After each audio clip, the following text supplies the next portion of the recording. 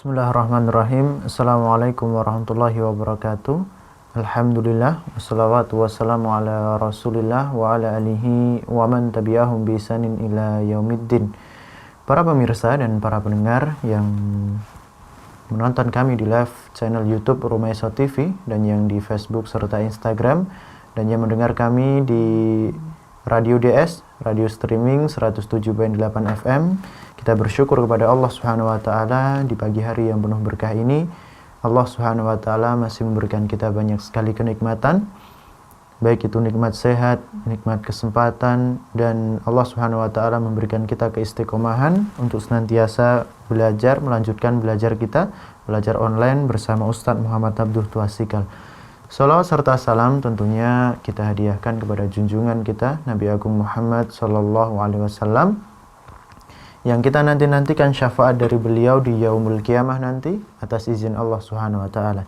Baiklah para pemirsa dan para pendengar, pada kesempatan pagi kali ini kita akan melanjutkan belajar kita terkait dengan konsultasi zakat, di mana kita sudah banyak sekali belajar mengenai cara pengeluaran zakat, entah itu zakat perdagangan, zakat emas dan perak atau zakat mata uang. Dan sekarang kita melanjutkan belajar kita pada kesempatan pagi kali ini adalah terkait dengan zakat hewan ternak. Zakat hewan ternak yang diambil dari e-book panduan zakat minimal 2,5%, dan e-book ini bisa di-download secara gratis di rumaiso.com tentunya. Baiklah para pendengar dan para pemirsa, mari kita mulai saja belajar kita pada kesempatan pagi kali ini. Dan tentunya sebelum dimulai, seperti biasa disediakan sesi tanya jawab. Di akhir sesi nanti bisa menghubungi nomor 0812 281 85131. Bisa telepon interaktif, tanya langsung kepada beliau Ustadz Muhammad Abduh Tuasikal di nomor 0812 281 85131. Baiklah, mari kita mulai belajar kita terkait dengan zakat hewan ternak bersama Ustadz Muhammad Abduh Tuasikal. Dan kepada pendengar serta pemirsa, kami ucapkan selamat menyimak kajian pada kesempatan pagi kali ini, dan kepada Ustadz kami persilahkan. Bismillahirrahmanirrahim. Assalamualaikum warahmatullahi wabarakatuh. Alhamdulillah, salatu wassalamu ala rasulillah wa ala alihi wa sahbihi wasallam. Puji syukur kita panjatkan pada Allah, selawat dan salam semoga tercurah pada suri tauladan kita, Nabi akhir zaman, penutup para nabi, yang kita juga menanti syafaat beliau di hari kiamat kelak dengan izin dan ridho dari Allah, yaitu Nabi besar kita Muhammad sallallahu alaihi wasallam. Pagi ini kita kembali melanjutkan materi tentang zakat dari buku kami, panduan zakat minimal 2,5%. Buku ini bisa di-download di website rumaiso.com. Bentuk fisiknya sudah ada juga, nantikan untuk promonya insyaallah hari ini mungkin akan diberikan. Tetapi yang menginginkan segera dalam bentuk e-book bisa download di rumaiso.com. Baik, itu saja yang jamaah bisa perhatikan, dan terus gali ilmu dengan mempelajari zakat ini secara runtut ya. Nanti bisa kita lihat di ini channel Rumaiso TV sudah ada playlist nanti, atau kami akan buat playlist baru tentang masalah zakat. Jadi konsultasi zakat akan kami sendirikan. Tema zakat ini kami akan jadikan satu folder begitu. Dan nanti bisa dicek dan pelajari video-video sebelumnya, karena kita sudah kaji tentang syarat zakat, kemudian zakat mata uang, zakat emas perak, zakat barang dagangan ya. Dan saat ini kita lanjut dengan zakat hewan ternak. Sebelumnya ada zakat hasil tani juga. Nah, ini tentang zakat hewan ternak kita akan lihat ketentuan-ketentuan yang telah ditetapkan dalam syariat Islam. Baik, bisa dibaca. Zakat hewan ternak. Ada 3 jenis hewan ternak yang wajib dizakati, yaitu yang pertama, unta dan berbagai macam jenisnya. Yang kedua, sapi dan berbagai macam jenisnya termasuk kerbau. 3, kambing dan berbagai macam jenisnya termasuk kambing kacang, mais, dan domba. Nah, lihat. Ada 3 jenis hewan ternak yang wajib dizakati. Ada situ unta dan berbagai macam jenisnya. Barangkali unta kan punya macam-macam jenis. Ada juga sapi dan berbagai macam jenisnya. Kerbau masuk dalam jenis sapi. Ada kambing dan berbagai macam jenisnya. Termasuk kambing kacang atau mais. Dan juga domba. Yang jelas secara ringkas, hewan ternak yang dizakati itu unta, sapi, kambing dengan ketentuan tertentu. Baik. Mengenai kewajiban zakat, pada 3 jenis hewan ini dijelaskan dalam hadis Anas bin Malik mengenai surat Abu Bakar tentang zakat. Hewan ternak dapat dibagi menjadi 4 macam. Lihat ya, ini asalnya hadisnya itu tentang 3 jenis hewan ini dijelaskan dalam hadis Anas bin Malik mengenai surat Abu Bakar tentang zakat. Hadis riwayat Bukhari di sini. Nah, kita bagi langsung, hewan ternak dapat dibagi menjadi 4 macam. Dibaca. Yang pertama, hewan ternak yang diniatkan untuk diperdagangkan. Hewan seperti ini dikenai zakat barang dagangan walau yang diperdagangkan cuma 1 ekor kambing, 1 ekor sapi, atau 1 ekor unta. Nah, ini rincian dari Syekh Muhammad bin Shalih Al-Utsaimin ya. Hewan ternak yang diniatkan untuk diperdagangkan. Jadi sejak dia diniatkan untuk dijual, bukan lagi dipelihara. Kalau lagi dipelihara tidak masuk di sini. Apalagi misalnya kalau orang desa itu sifatnya itu tabungan. Nah, ini tidak masuk. Tunggu nanti diniatkan untuk didagangkan dulu. Didagangkan itu bagaimana? Ya, barang ini sudah ya tergantung niat. Wa innamal likulli imri'in ma nawa. Setiap orang itu akan mendapatkan apa yang ia niatkan. Kalau dia sudah niatkan tadi untuk dijual, ya maka itu jadi barang dagangan walaupun tadi ya, kata Syekh Ibnu Utsaimin, cuma 1 ekor kambing, 1 ekor sapi, atau 1 ekor unta. Lanjut. 2. Hewan ternak yang diambil susunya dan digembalakan di padang rumput disebut sa'imah. Hewan seperti ini dikenai zakat jika telah mencapai nisab dan telah memenuhi syarat lainnya. Hewan ternak yang diambil susunya dan digembalakan di padang rumput. Ingat ya, digembalakan di padang rumput. Berarti dia dapat makan gratis.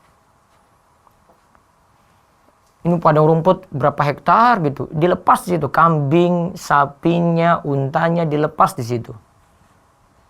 Bahkan dapat cuma-cuma. Nah, itu namanya sa'imah. Hewan seperti inilah yang dikenai zakat jika telah mencapai nisab dan telah memenuhi syarat lainnya. Nanti ada ketentuan, nanti sampai berapa ekor hewan ini kena zakat. Nanti cara pengeluaran zakatnya seperti apa, nanti ada dalam tabel juga dalam buku ini akan sangat membantu sekali. Lanjut. 3. Hewan ternak yang diberi makan untuk diambil susunya dan diberi makan rumput tidak digembalakan. Seperti ini tidak dikenai zakat karena tidak termasuk hewan yang diniatkan untuk diperdagangkan. Juga tidak termasuk hewan sa'imah. Ada hewan ternak yang diberi makan untuk diambil susunya saja. Dan diberi makan rumput. Jadi orang bawa pakan, yang punya itu bawa pakan untuk berikan ke hewan ini. Ini tidak digembalakan. Maka ini tidak masuk dalam sa'imah, tidak masuk juga dalam yang pertama tadi, hewan ternak yang diniatkan untuk diperdagangkan. Nah, ini kriteria yang ketiga, ini yang biasanya dimiliki oleh orang kampung, orang desa. Mereka jadikan ternak itu sebagai tabungan. Ya, ternak itu sebagai tabungan simpanan. Dibanding dia simpan di bank, ya, dia alihkan untuk uangnya tadi, dialihkan untuk membeli hewan ternak ini. Nanti suatu waktu ingin butuh, ya, misalnya anaknya mau masuk sekolah, anaknya butuh kendaraan, yang ini punya hajatan nikah, nah baru kambingnya atau sapinya tadi dijual. Nah, terus yang keempat. Hewan ternak yang dipekerjakan, misalnya untuk memikul barang dan menggarap sawah. Zakat untuk hewan ini adalah hasil upah dari jeripayah hewan tersebut jika telah mencapai haul dan memenuhi nisab. Hewan ternak yang dipekerjakan, misalnya untuk memikul barang. Jadi dia mikul barang ya, hewan ternak tadi, dan menggarap sawah. Zakat untuk hewan ini adalah hasil upah dari jeripayah hewan tersebut jika telah mencapai haul dan memenuhi nisab. Jadi kalau dari hewan ini kerja, itu menghasilkan uang, ya, maka uang itu yang nanti dikeluarkan zakat jika telah mencapai haul dan memenuhi nisab. Nah, ini 4 pembagian ini disebutkan oleh Syekh Muhammad bin Shalih Al-Utsaimin. Ya, terus. Syarat wajib zakat hewan ternak. Nah, sekarang kita lihat. Ini ada 4, penomorannya kurang ini. Lihat nanti diurutkan 1, 2, 3, 4. Ya. Yang pertama, ternak tersebut ingin diambil susunya, ingin dikembangbiakan, dan diambil minyaknya. Jadi, ternak tersebut tidak dipekerjakan untuk membajak sawah, mengairi sawah, memikul barang, atau pekerjaan semacamnya. Jika ternak diperlakukan untuk bekerja, tidak ada kewajiban zakat hewan ternak padanya. Jadi kalau ada hewan ternak yang dipekerjakan, tidak ada zakat dari hewan ternak ini. Yang ada itu hewan ternak tersebut ingin diambil susunya, ingin dikembangbiakan, ya, dan diambil minyaknya. Ya, yang penting tidak digunakan untuk dipekerjakan seperti maksud nomor 4 tadi. Nah, terus yang kedua. Yang kedua, ternak tersebut adalah sa'imah, yaitu digembalakan di padang rumput yang mubah. Boleh selama setahun atau mayoritas bulan dalam setahun. Mayoritas bulan dalam setahun, ya, setahun kan 12 bulan, berarti lebih daripada 6 bulan. Ya. Yang dimaksud padang rumput yang mubah adalah padang rumput yang tumbuh dengan sendirinya atas kehendak Allah, bukan dari hasil usaha manusia. Nah, jadi padang rumputnya memang bebas orang-orang untuk hewan-hewannya digembalakan di situ, dilepas di situ untuk cari pakan. Ya, ini bukan milik si A atau si B sehingga disewa itu. Ini bebas. Itu dari sisi digembalakan di padang rumput yang mubah.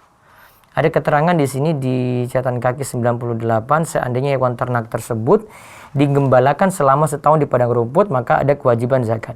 Jika digembalakan di padang rumput selama 5 bulan dan diberi makan rumput selama 7 bulan, nah 5 bulan digembalakan, 7 bulan itu diberi pakan, maka tidak ada kewajiban zakat.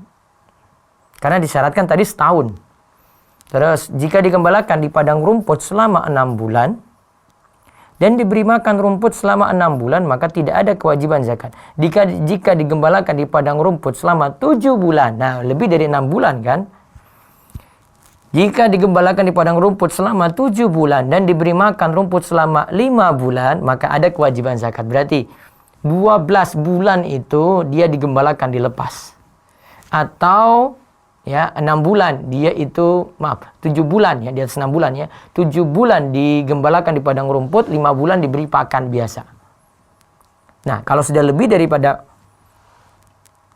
setengah tahun, nanti ada kewajiban zakat. Kalau kurang dari setengah tahun atau setengah tahun saja, maka belum ada kewajiban zakat. Jadi ketentuan untuk sa'imah seperti itu. Ya, terus nomor 3. Ketiga, telah mencapai nisab, yaitu kadar minimal dikenai zakat, sebagaimana akan dijelaskan dalam tabel. Syarat ini sebagaimana berlaku umum dalam zakat. Nah, ini syarat nisab ya, nanti ada ketentuannya, nanti akan dibantu dengan tabel di buku ini. Yang ingin lihat juga bisa download di rumahsaya.com, sekali lagi, bisa cari di situ, bisa ketik saja di search panduan zakat, nanti akan temukan buku ini. Terus yang keempat, memenuhi syarat haul, bertahan di atas nisab selama setahun. Nah, memenuhi syarat haul, bertahan di atas nisab selama setahun. Ini saya ringkaskan 4 syarat ini dari Syarul Mumti, At-Tadhib fi Adillah Al-Ghai wa Taqrib, ada Al-Fiqih Al-Manhaji, Al-Wajiz Al-Muqarin. Jadi beberapa kitab fikih simpulkan seperti itu. Di catatan kaki 100, ini di Al-Fiqih Al-Manhaji, ini karya Profesor Dib Al-Bugha. Jika ada hewan yang baru lahir di pertengahan haul, maka ia mengikuti haul induknya. Tidak dihitung haul sendiri. Karena tabi pengikut itu mengikuti induknya. Ini kaidah dari Profesor Dr. Mustafa Al-Bugha. Terus keterangan di bawahnya.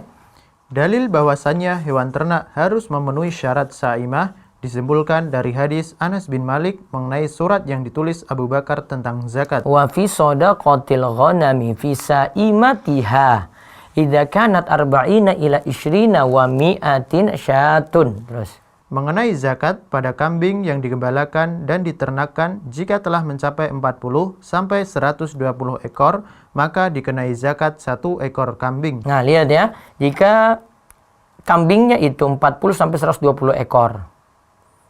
Ya, kambingnya itu 40 sampai 120 ekor, maka dikenai zakat 1 ekor kambing. Jadi 1 ekor kambing diambil dikeluarkan. Terus, berdasarkan mafhum sifat, dapat dipahami bahwa jika hewan ternak bukan sebagai saimah, maka tidak ada kewajiban zakat dengan 1 ekor kambing. Unta dan sapi dikiaskan, dianalogikan dengan kambing. Lihat ya, mafhumnya dapat dipahami bahwa jika hewan ternak bukan saimah. Nah, karena di situ disebut saimah. Karena fi saimatiha, berarti kalau bukan saimah, maka tidak ada kewajiban zakat dengan 1 ekor kambing. Apa tadi saimah? Nah, tadi sudah disebutkan saimah itu yang kriteria hewan ternak nomor 2 ya. Hewan ternak yang diambil susunya dan digembalakan di padang rumput selama setahun atau mayoritas setahun atau lebih daripada setengah tahun dan dapat pakan gratis di situ. Nah, ini namanya saimah. Terus unta dan sapi dikiaskan. Berarti unta yang digembalakan juga, sapi juga yang digembalakan, yang disebut saimah juga. Terus, adapun untuk ketentuan ternak sapi dijelaskan dalam hadis Mu'adz radhiyallahu anhu. Ia berkata, ba'atsani nabiyyu sallallahu alaihi wasallam ilal yamani fa amarani an akhudha min kulli salasina baqaratan tabi'an au tabi'atan wa min kulli arba'ina musinnah. Nabi Shallallahu Alaihi Wasallam memerintahkanku untuk mengambil zakat dari setiap 30 ekor sapi dengan kadar 1 ekor tabi', sapi jantan berumur 1 tahun, atau tabi'ah, sapi betina berumur 1 tahun. Juga dari setiap 40 ekor sapi ada zakat dengan kadar 1 ekor musinnah, sapi betina berumur 2 tahun. Lihat ya, Nabi Shallallahu Alaihi Wasallam merintahkanku untuk mengambil zakat dari setiap 30 ekor sapi. Jadi sapi 30 ekor dulu. Dengan kadar 1 ekor tabi, yaitu sapi jantan berumur 1 tahun nanti yang diambil, atau tabi'ah, sapi betina yang berumur 1 tahun. Juga dari setiap 40 ekor sapi ada zakat dengan kadar 1 ekor musinnah, sapi betina berumur 2 tahun. Nah, terus. Mengenai nisab dan kadar wajib zakat, dijelaskan dalam tabel-tabel berikut ini untuk memudahkan. Ketentuan ini berasal dari hadis Anas tentang surat Abu Bakar mengenai zakat. Nah, di sini kami tidak sertakan hadis Anas, ini hadis riwayat Bukhari nomor 1454, tapi sempat nanti disinggung di pembahasan zakat itu boleh dibayarkan dengan qimah. Ya, zakat itu boleh dibayarkan dengan sesuatu yang senilai. Nanti akan disinggung juga di situ. Itu sepertinya saya sebutkan hadis secara lengkapnya itu.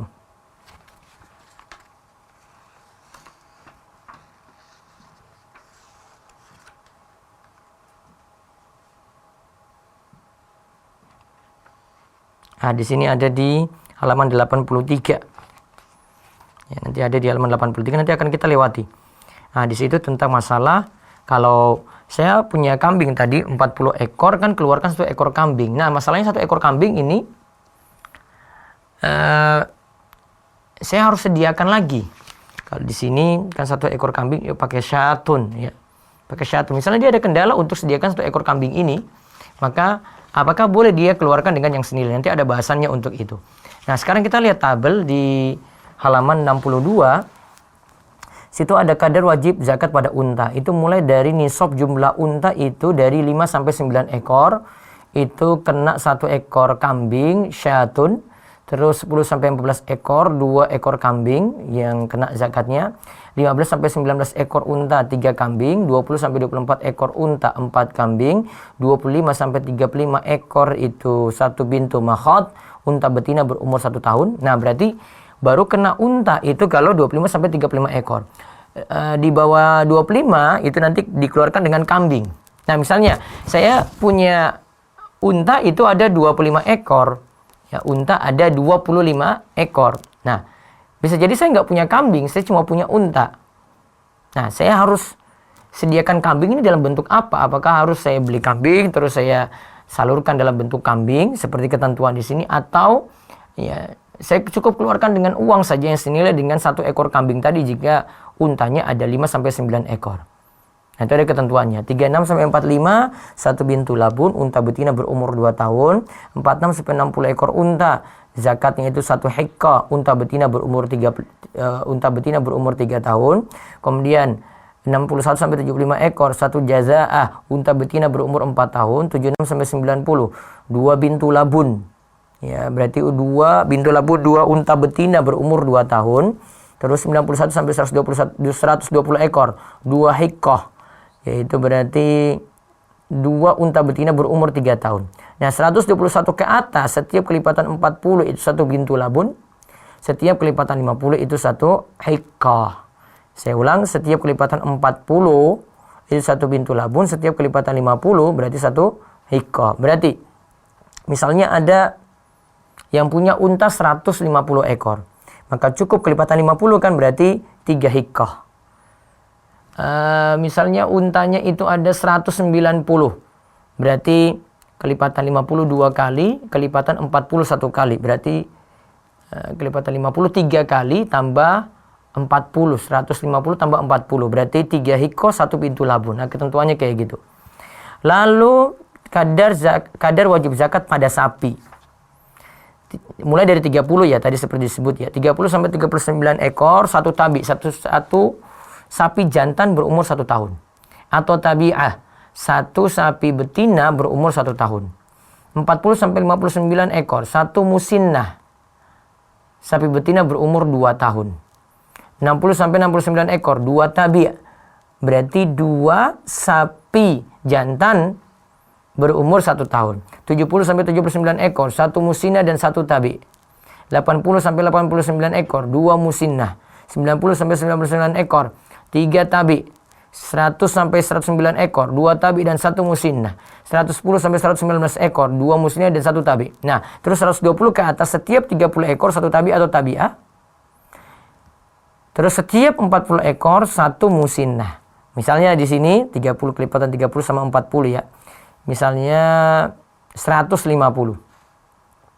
150 itu berarti 40 kali 3 plus 30. Berarti 3 musinnah, 1 tabi'ah. Ya, ketentuannya kayak gitu. Terus sekarang domba atau kambing. Kadar wajib zakat pada kambing atau domba. Nisabnya jumlah kambing itu mulai dari 40 ya. 40 sampai 120 ekor, kadar wajib zakatnya 1 kambing dari jenis domba yang berumur 1 tahun atau 1 kambing dari jenis maiz yang berumur 2 tahun. Tadi yang kita sebut maiz ini kambing kacang. 121 sampai 200 ekor, 2 kambing. Ya, 201 sampai 300 ekor, 3 kambing. 301 ke atas, setiap kelipatan 100 bertambah 1 kambing sebagai kewajiban zakat. Kan kalau tadi 201 sampai 300 itu 3 kambing. Berarti kalau 302 tambah 1 kambing. Ya, 301 ke atas ya. Setiap kelipatan 100, oh berarti 400 ya. Ditambah 1 kambing, jadi 4 kambing yang dikeluarkan. Nah, itu ketentuannya ada dalam tabel di halaman 62, 63, 64.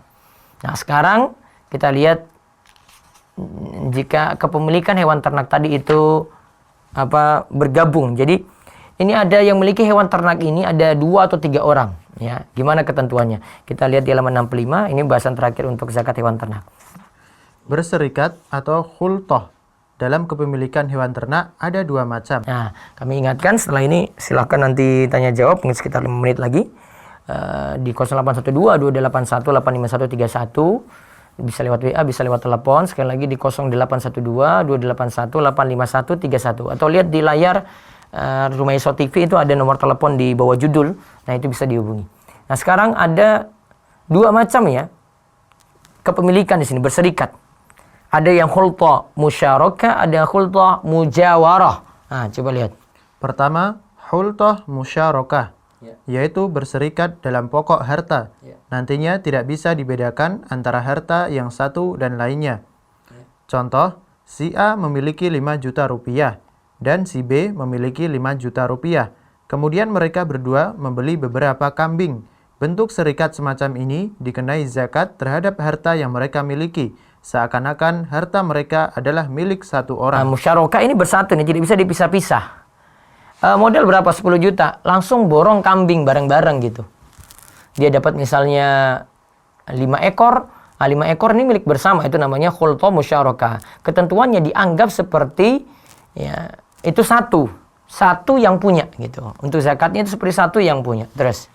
Kedua, khultoh mujawaroh, yaitu berserikat dalam nisab hewan ternak yang memiliki keseluruhan haul yang sama. Dan harta dua orang yang berserikat itu bisa dibedakan antara satu dengan yang lainnya.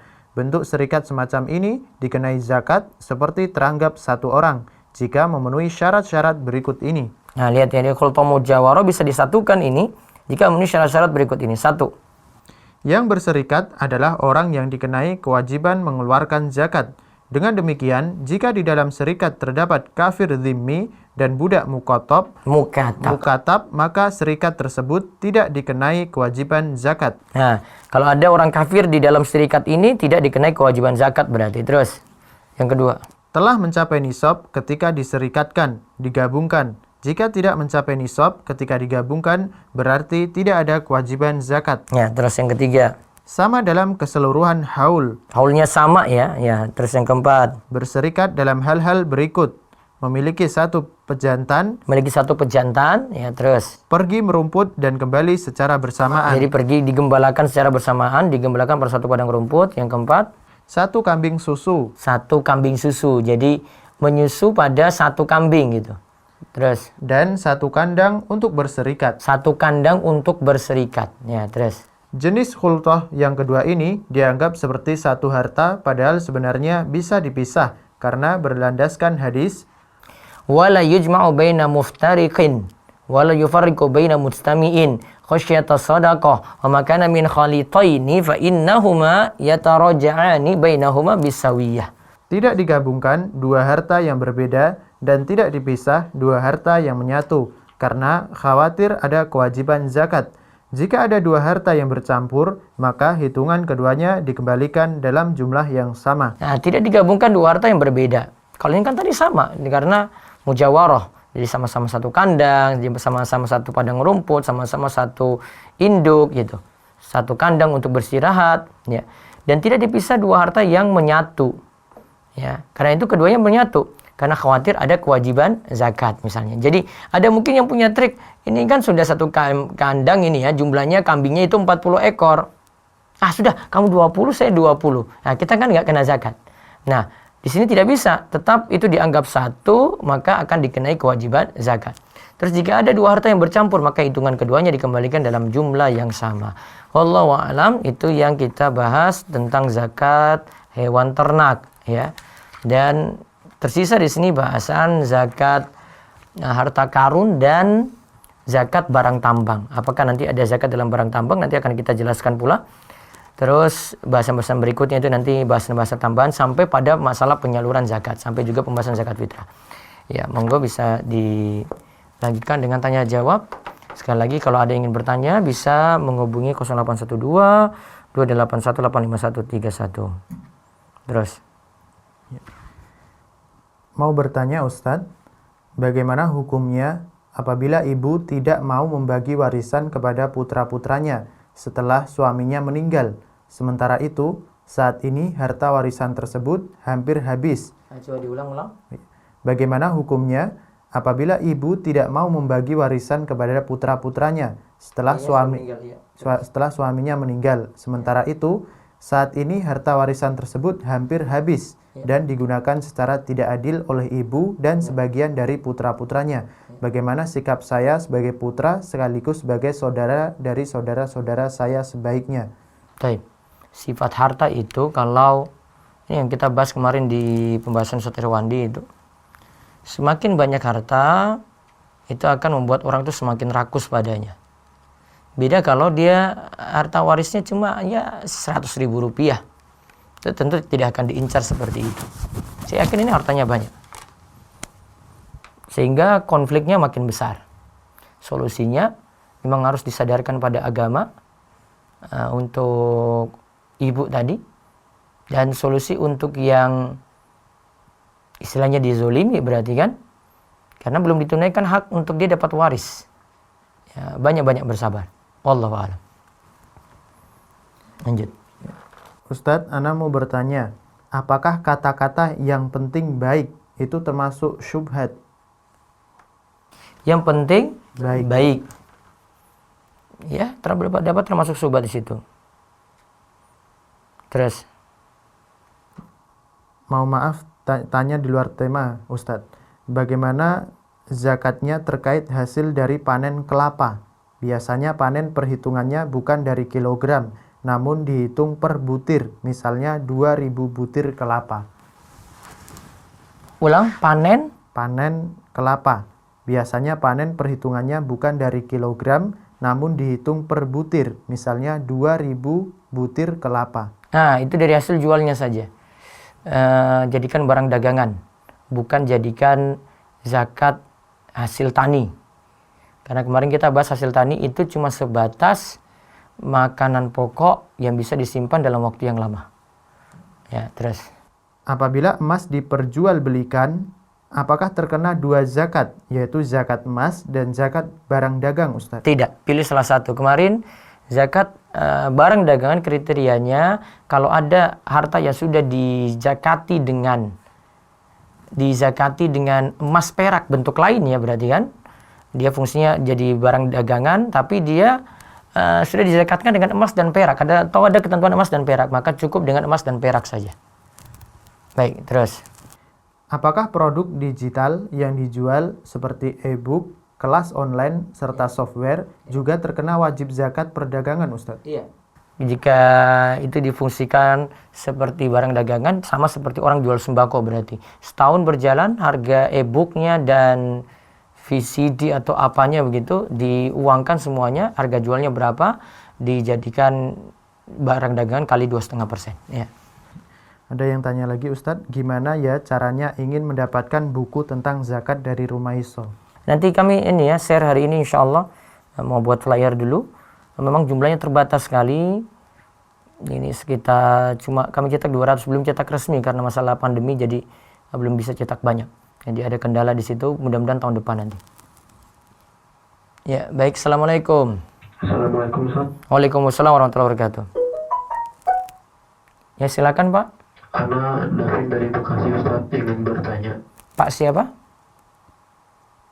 Dengan Davin dari Bekasi. Davin, ya, monggo silakan. Ana ingin bertanya, Ustaz. Ya. Apa hukum mewarnai rambut dan apa hukumnya melakukan operasi pembuangan tahi lalat, Ustaz? Yakfi, Ustaz, syukran. Itu tahi lalat dioperasi kenapa? Halo? Karena mengganggu, Ustaz. Kalau mudorot saja, kalau membawa bahaya nggak masalah, tapi kalau cuma tren-tren saja nggak boleh. Adapun hukum menyemir rambut, ini saya bacakan fatwanya saja. Asalnya kan ini cuma berlaku untuk uban. Ya, uban itu boleh diwarnai selain warna hitam. Ya, kalau menyemir warna hitam tidak boleh. Nah, namun sekarang ini pertanyaannya, ini menyemir rambut masih muda ini, rambutnya sudah disemir. Maka sini ada fatwa dari Syekh Muhammad bin Shalih Al-Utsaimin. Ini termasuk tadlis. Seseorang yang ingin menikah, di sini ada pertanyaan dulu ya. Seorang pemuda sudah nampak padanya uban. Dia ingin merubah uban tersebut dengan warna hitam. Bagaimana hukumnya? Nah, itu tadlis tadi. Terus bagaimana hukum memirang rambut yang semula berwarna hitam menjadi warna lain? Nah, ini yang pertanyaannya di sini ya. Apakah boleh merubah rambut wanita yang semula berwarna hitam disemir menjadi warna selain hitam, misalnya jadi warna merah? Syekh rahimahullah, Syekh Ibnu Utsaimin menjawab, jawaban dari pertanyaan mengenai menyemir rambut wanita yang berwarna hitam menjadi warna selainnya, ini dibangun di atas kaidah penting. Kaidah tersebut yaitu hukum asal segala sesuatu adalah halal dan mubah. Inilah kaidah asal yang mesti diperhatikan. Misalnya seorang mengenakan pakaian yang dia suka atau dia berias sesuai dengan kemauannya, maka syariat tidak melarang hal ini. Menyemir misalnya hal ini terlarang secara syar'i karena terdapat hadis Nabi SAW, ubahlah uban namun jauhilah warna hitam. Jika seorang merubah uban tersebut dengan warna selain hitam, maka inilah yang diperintahkan sebagaimana merubah uban dengan hina. Bahkan perkara ini dapat termasuk dalam perkara yang didiamkan. Oleh karena itu kami dapat merinci warna menjadi 3. Warna yang diperintahkan untuk digunakan seperti hina untuk merubah uban. Kedua, warna yang dilarang untuk digunakan seperti warna hitam. Yang ketiga, warna yang didiamkan. Dan setiap perkara yang syariat yang didiamkan maka hukum asalnya boleh. Berdasarkan hal ini kami katakan bahwa hukum mewarnai rambut untuk wanita dengan warna selain hitam adalah halal. Kecuali jika terdapat unsur merubah warna tersebut untuk menyerupai orang kafir. Maka di sini tidak dibolehkan. Karena hal ini termasuk dalam masalah tasyabbuh. Ya, dan seterusnya kesimpulannya berarti boleh selama tidak ada unsur tasyabbuh. Wallahu a'lam. Terus lanjut. Tadi ya. Terus tadi apa yang kedua tadi ya? Tai lalat ya. Kalau operasi tai lalat, kalau darurat sih, kalau tidak darurat nggak boleh, ditakutkan merubah ciptaan Allah. Ya, terus Ustadz mau tanya, apabila saya sebagai anak ingin membayar zakat fitrah, misalnya di suatu masjid atau yayasan, tapi kata orang tua anak, kasih saja yang membutuhkan, kayak ke saudara yang sedang sulit atau orang fakir di sekitar, apakah bisa Ustadz? Baiknya pentingkan yang lebih dekat ya. Kasih keluarga itu lebih bagus. Ya, terus assalamualaikum. Halo, assalamualaikum. Halo, assalamualaikum. Cut, mati. Baca lagi. Bagaimana hukumnya stiker bergambar kartun? Apakah juga dihukumi sebagai gambar bernyawa, Ustaz? Iya, gambar bernyawa di situ kalau bentuk wujudnya orang dan jelas itu ya. Terus Ustaz izin bertanya, bolehkah membantu membayarkan saudara yang memiliki utang riba? boleh. Bahkan didahulukan kalau misalnya kita punya zakat, punya sedekah, diseluruhkan untuk saudara lebih diutamakan. Allahu a'lam. Terus Saya seorang PNS. Bagaimana dengan hukum zakat profesi dari gaji dan penghasilan sebulan saya? Akan memungut setiap bulan. baiknya tidak dikeluarkan tiap bulan seperti itu. Karena nanti orang anggapannya cuma dari gaji saja yang kena zakat. Padahal dia punya tabungan juga simpanan. Ini tidak pernah diperhatikan zakatnya. Padahal ini lebih besar jumlahnya. Maka saran saya bagi para PNS, pegawai tetap hitung setiap tahun tersisa di tabungan itu berapa. Tidak perhatikan pada gaji saja yang diterima tiap bulan. Anggap yang diterima tiap bulan itu sebagai sedekah 2,5%. Wallahu a'lam. Baik, ada telepon, monggo. Assalamualaikum. Waalaikumsalam. Iya. Waalaikumsalam. Ya, dengan siapa? Itu harusnya itu di dalam sholat atau setelah sholat, Pak Ustaz? Apanya itu? Halo, Bu. Berdoa. Berdoanya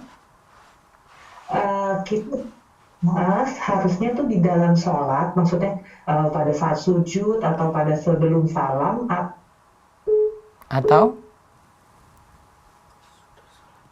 atau sudah sholat? Halo? Tutup ya? Putus? Iya, waktu untuk berdoa, Ustaz. Ibu biasanya biasanya prakteknya itu dalam sholat atau di luar sholat? Saya biasanya sesudah sholat. Terus? Tapi saya kemudian baca. Ibu baca gimana? Syekh siapa gitu katanya. Bacanya harusnya di dalam sholat berdoanya. Ya. Sebelum salam atau sebelum sujud. Kalau ibu praktekkan biasanya zikir dulu terus doa gitu ya? Betul. Nah, praktek itu boleh. Itu sah-sah saja dan tidak masalah seperti itu. Ini mempraktikkan hadis Nabi SAW itu ditanyakan tentang doa mana yang paling didengar. Beliau jawab, doa pada akhir sholat. Sebagian ulama tafsirkan hadis ini, akhir sholat ini maksudnya setelah salam. Setelah ibu zikir terus berdoa. Terus juga mengamalkan ayat فَإِذَا فَرَقْتَ فَانْصَبْ وَإِلَى رَبِّكَ فَارْغَبْ. Jika engkau telah selesai dari urusan, beralihlah pada urusan yang lain, berdoalah kepada Allah. Nah, sebagian ulama jadikan dalil ini juga untuk berdoa ba'da sholat. Dan ini jadi pendapat mayoritas ulama. Jadi saran saya, ibu tidak ubah kebiasaan ibu, nggak masalah. Terus yang tadi tentang doa sebelum salam tadi, itu juga boleh. Ibu mau gabungkan di jamak atau digabungkan, ya dibolehkan. Dan kalau nyatakan itu masuk bid'ah doa ketika ba'da sholat, wallahualam tidak tepat di sini. Karena ini pendapat mayoritas ulama dan mereka punya rujukan atau dalil juga seperti yang tadi saya sebutkan. Baik, cukup Bu?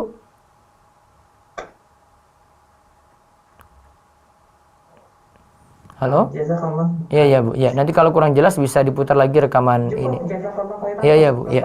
Baik. Ya, baca lagi Bu ya. Ustadz, cara berguru ke Syekh menurut pengalaman Ustadz di Saudi, apakah perlu mendatangi rumahnya atau masyayikh biasanya mengadakan daurah?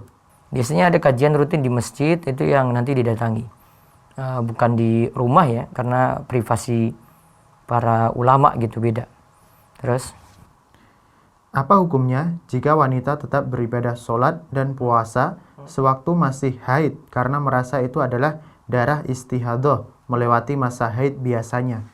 Kalau memang dia yakin darah istihadah, ya sudah, mau istihadah tetap puasa, tetap sholat. Gitu. Terus?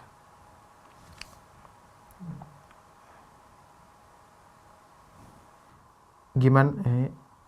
Bolehkah membantu? Ini sudah Ustaz. Apakah kotoran di mata, daki itu termasuk penghalang air sampainya ke kulit ketika mandi wajib, Ustaz? Tidak menghalangi air ya. Dan itu suatu titik yang sedikit dan pasti kena juga. Tidak masalah, Allah a'lam. Terus? Ustadz, apakah doa sesudah tasyahud akhir berlindung dari 4 hal dibaca pada sholat wajib saja atau juga pada sholat sunnah? Sholat sunnah juga dibaca. Misalnya sholat tahajud, sholat tarawih, sholat witir, duha dibaca. Ya, terus? Ada pertanyaan lagi. Ana mau memesan 1 bukunya Tat. Bagaimana caranya? Ya, nanti kita share ya untuk info buku zakat ini ya. Belum di-share nanti hari ini mudah-mudahan. Karena nanti barengan dengan buku Ramadan saat Corona insya Allah. Baik, terus?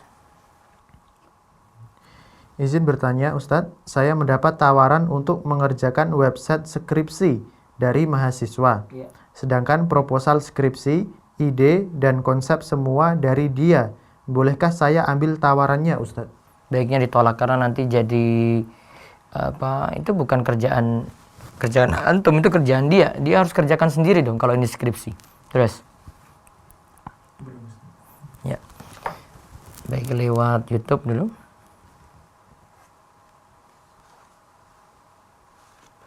Baiknya ditolak karena nanti jadi.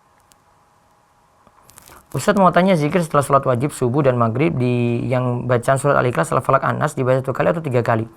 Kalau dibaca 3 kali itu maksudnya karena digabungkan dengan zikir pagi petang ya. Jadi setelah maghrib atau setelah subuh, jadi bacanya 3 kali. Namun kalau saran saya dipisah saja. Zikir ba'da sholat sendiri, zikir untuk pagi petang sendiri. Nomor rekening untuk zakat dan apakah ada nomor rekening khusus untuk donasi uang riba atau syubhat? Kami jadikan satu, nanti tinggal dilaporkan saja ya. Nanti coba cari infonya di IG kami, M. Abdud Wasikal. Atau di Rumah Yusra di Instagram ya. Doa kunut witir hanya tanggal 15 saja atau sampai akhir bulan? Sampai akhir bulan ya. Setelah saya sebar flyer itu mulai dari tanggal 15. Kalau dikatakan mulai dari berarti ya seterusnya sampai akhir Ramadan. Apakah kotoran di mata tadi sudah? Dulu saya pernah melakukan jima siang hari dan nggak tahu hukum dan dendanya. Apa yang harus kami lakukan? Bayar itu. Karena ini sudah termasuk maklum minad dini bid darurah. Orang sudah tahu kayak begini tentang hukumnya ya. Maka saran saya tetap bayarkan kafarotnya. Kafarotnya apa? Bebaskan 1 orang budak. Jika tidak mampu, berpuasa 2 bulan berturut-turut. Jika tidak mampu, memberikan makan kepada 60 orang miskin. Mau tanya, zakat yang harus dikeluarkan tiap macam-macam zakat berapa ya Ustadz? Seperti zakat tabungan harus minimal 5 juta ke atas. Ya ini betul. Terus kalau zakat dagang ya sama 5 juta ke atas juga. Zakat emas dan perak harus sampai berapa Ustadz? Kalau emas itu 85 gram, perak itu 595 gram. Nanti masing-masing ini kena zakat 2,5%. Ustadz, kalau mau beli buku tadi sudah, apabila kita melihara jenggot, maka saat membasuh muka, saat wudhu, apakah perlu membasahi ya seluruh jenggot atau cukup kulit muka saja? Kalau jenggotnya lebat, maka di sela-selanya juga dikenai air ya. Gimana solusinya kalau orang tua memaksa mudik gara-gara kangen dengan anak dan cucunya, tapi kondisi pandemi seperti ini apa harus dituruti? Tidak dituruti, mudarat. sadarkan pada orang tua ini lebih urgent daripada rasa kangen tadi. Semuanya kangen dengan orang tuanya, namun karena kondisi darurat ya harus dipahamkan pada orang tua. Daripada coba lihat beberapa kasus itu cuma gara-gara anak mudik ya itu membawa dia jadi OTG, orang tanpa gejala, akhirnya orang tuanya yang kena. Ya, saya ada cerita usia 70 atau 60 tahun itu kena kasus COVID ini cuma gara-gara anaknya pulang mudik saja. Jadi pikir itu matang-matang. Beri alasan yang logis pada orang tua dan pahamkan itu pada orang tua. Ini cuma rasa kangen, bukan orang tuanya sakit, bukan orang tuanya mau meninggal dunia, bukan ini juga terlalu penting. Apa hukumnya setelah mandi wajib karena merasa sudah bersih, lalu anak sholat 3 jam kemudian masih ada sisa bercak, waktu ini masih dalam haid biasa kurang dari 7 hari. Kalau memang sudah yakin bersih ya sudah ya, terus kalau keluar lagi berarti dia batalin sholat lagi, dia tidak sholat lagi begitu. Kalau saya prinsipnya kayak gini, jadi setiap ada darah tidak sholat, kalau ada darah lagi ya kembali, kalau setiap tidak ada darah sholat, kalau ada darah lagi ya tidak sholat.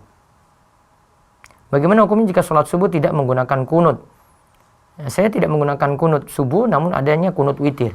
Ustaz, jika sudah 15 Ramadan harus ada kunut, nah jika tidak ada kunut gimana? Tidak ada kunut juga tidak masalah, hukumnya sunnah tidak wajib. Bagaimana hukumnya menggambar mata, hidung, dan mulut namun tidak menunjukkan gambar kepala?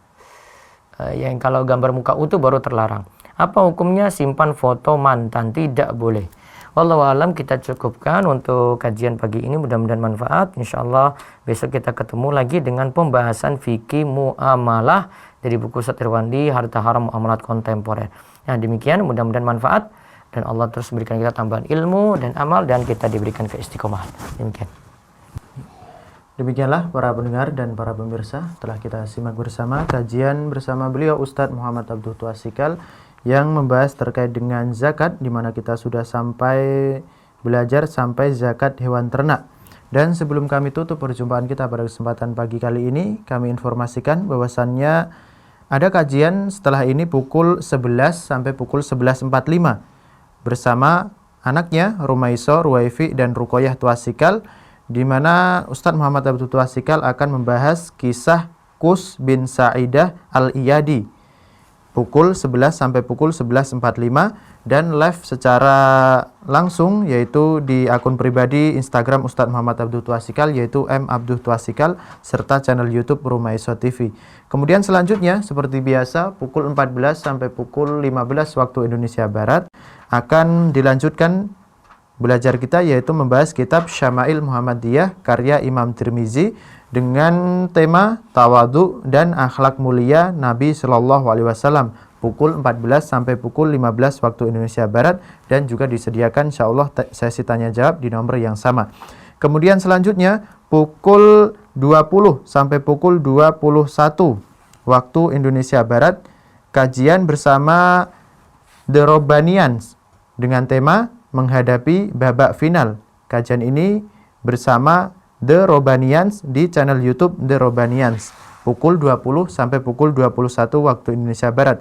Kemudian selanjutnya pada hari Sabtu 9 Mei 2020 pukul 16 sampai pukul 17.15 menjelang waktu berbuka akan belajar kajian online fikih muamalah bersama KPMI dengan tema fikih musabaqah, fikih terkait lomba.